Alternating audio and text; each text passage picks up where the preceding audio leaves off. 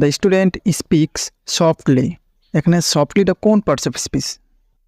Actually সফটলিটা এখানে adverb. চলুন তাহলে দেখে আসি কীভাবে অ্যাডভার্ব হইল।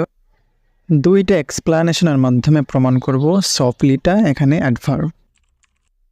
কোনো একটি সেন্টেন্সের ভার্বকে হাউ দ্বারা বা কীভাবে দ্বারা প্রশ্ন করলে ওই সেন্টেন্সের মধ্যে যদি অ্যাডভার্ব থাকে তাহলে সেই অ্যাডভার্বটি আমরা পেয়ে যাব।